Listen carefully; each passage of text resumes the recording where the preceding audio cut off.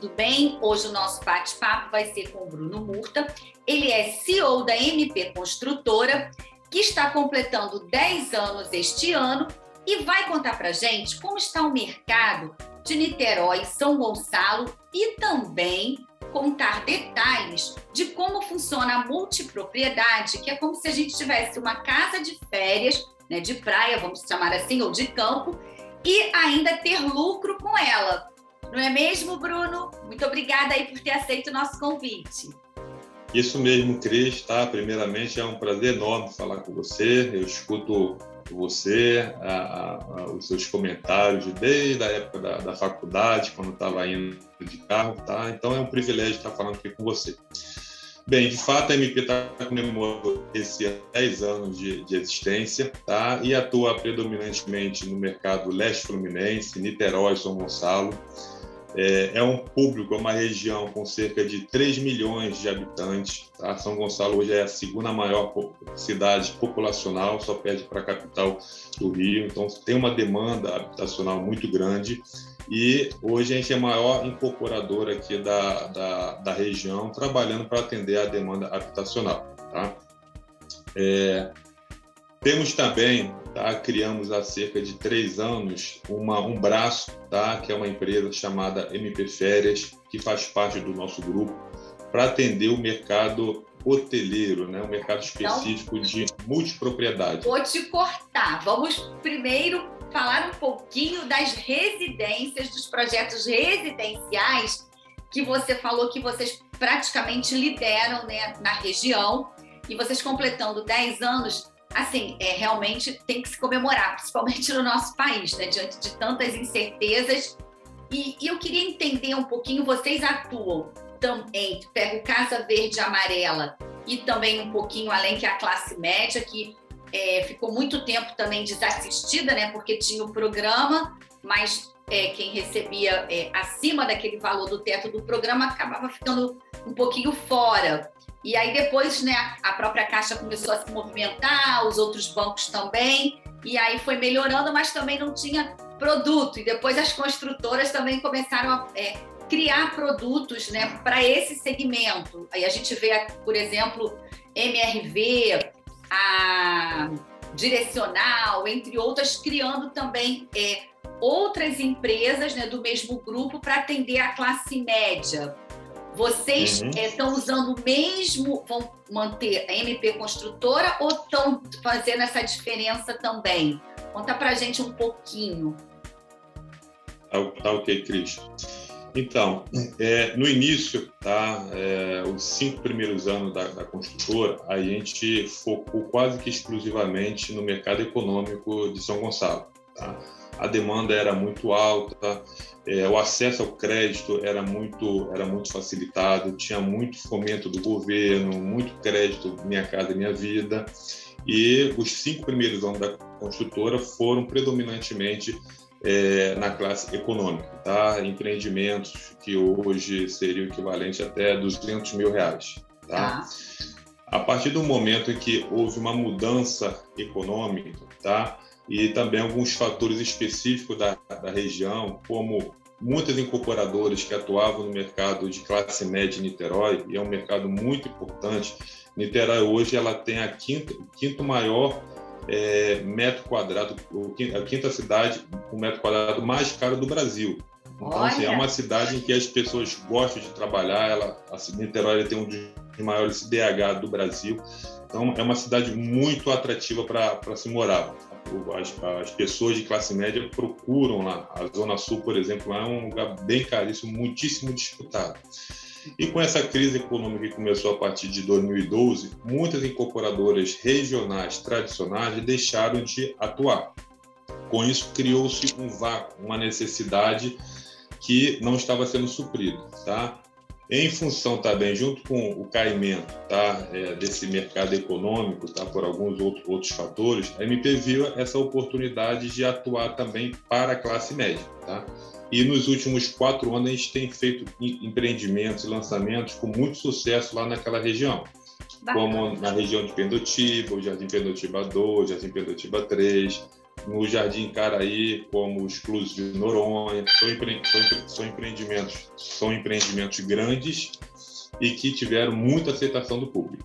E aí eu queria ver isso com você, porque assim, as outras, a maioria das construtoras fizeram o inverso, né? Estavam no médio e também criaram esse braço, né, do econômico. E aí você saiu do econômico, né, viu essa oportunidade e foi para o médio. E isso te ajudou, por você ter essa experiência, essa expertise no econômico, né, no compacto, vamos chamar assim, e passar para o médio padrão, você sentiu alguma dificuldade? Qual a diferença, assim, as principais diferenças de um e de outro? Porque a gente sabe que o consumidor está cada vez mais exigente, seja do econômico, né? Até mesmo quando a gente fala do econômico compacto, que agora também está na moda, né? Aqui no Rio também, principalmente, aí eu quero que você me conte como é que está aí também do lado de vocês, as unidades compactas bem localizadas, que já em São Paulo já existe há muito tempo, né? Realidade já. Exatamente. E como é que fica isso tudo assim? Como é que foi? Eu fiz várias perguntas, né, com um tema, mas enfim, vamos organizar um pouquinho. E queria saber dessa atuação, porque você, então, pelo que eu entendi, você é MP construtora nessas duas modalidades e mais outro braço que você vai falar de multipropriedade daqui a pouquinho. Mas é isso? Sim, tá? Nós estamos, a partir desses 10 anos que a gente está comemorando, tá, Cris? Reestruturando a empresa para poder deixar essa divisão mais clara. O que a gente pode comentar para o mercado é que nós não deixaremos de atuar no mercado econômico e também iremos atuar no mercado de médio, alto padrão e compacto. Tá? Por quê? Porque a gente percebe que a economia ela é cíclica. Há 4, 5 anos atrás, até 3 anos atrás, o mercado econômico foi o maior mercado que deu pujança ao desenvolvimento da construção civil. Tá? Exatamente. Ele cerca de 2/3. Acabei te cortando. Ele foi movendo a economia, né? Nos tempos mais difíceis que a gente foi enfrentando, né? Cris Abraim, que fez um estudo bem interessante de mercado no Brasil e mostrou que até 2030 nós temos um déficit habitacional de cerca de 12 milhões de unidades. Tá? Dessas 12 milhões, basicamente metade é demandada por pessoas de até 3 salários mínimos. E 1/3 de todo esse déficit habitacional, tá? Desses 12 milhões ou quase 4 milhões de unidades, é demandado por pessoas com renda de 3 a 10 salários mínimos. Então, a demanda por isso sempre vai existir. O que está acontecendo, e é uma coisa muito grave, em função parcialmente da pandemia, é que o custo da construção aumentou muito. Exatamente. Em função aqui da escassez de fornecimento de material, o ferro, aço, alumínio, PVC tem subido quase diariamente. E aí não fica há difícil. orçamento que consiga acompanhar isso. No equilíbrio, a conta não consegue se equilibrar, né? Não, o que se percebe hoje são as construtoras que estão se afugentando aqui no mercado econômico, porque simplesmente a margem de resultado financeiro tem se esgotado. A gente aumentou aqui 50% o custo de construção nos últimos 3 anos. A margem de resultados, de lucro em um mercado econômico, ele não passa de 15%. Então, assim, a conta não fecha, está se tornando difícil. No entanto, eu tenho certeza que esse cenário não é permanente, não será permanente. Com déficit habitacional de 2/3 para a classe aqui mais econômica, soluções têm que ser dadas.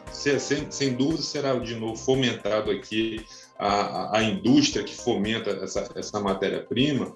E aí o que a gente entende é que quem continua no mercado econômico estará na frente, estará capacitado, habilitado para poder continuar.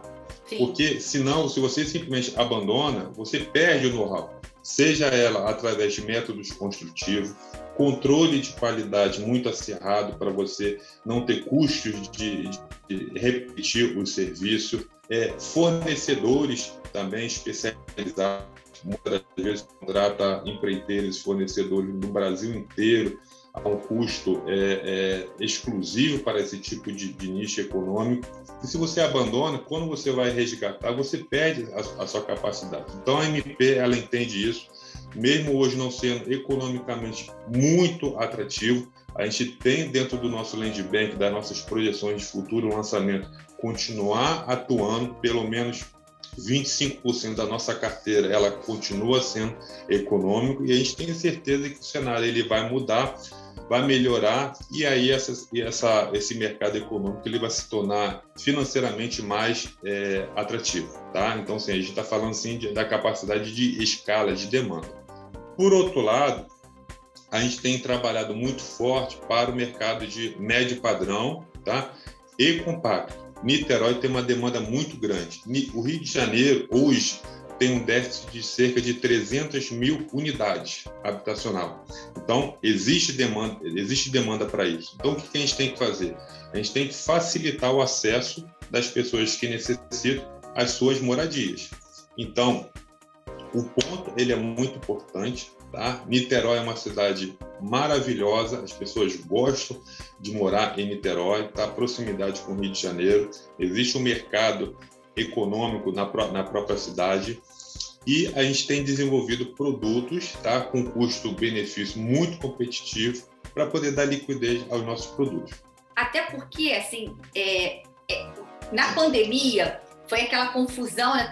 Todos nós fomos pegos de surpresa, e assim, as pessoas precisam de mais espaço, né? Tem que ter o home office, aquela coisa toda, porque, né, ficamos em casa e tal, e agora está voltando o modelo híbrido, mas assim, em outros bate-papos também, assim, há espaço para todo mundo, porque tem gente também que quer um compacto, né? Não só o investidor que está voltando ao mercado, mas é necessário também ter essa opção, porque aquilo que você falou, né, que os outros colegas também falam né, do setor, é que assim, tem que ter produto para viabilizar aquele que, de repente, quer morar em Niterói, mas ele não consegue, não tem fôlego para comprar 2 quartos, 3 e tal, mas de repente um estúdio, estou aqui especulando, tá?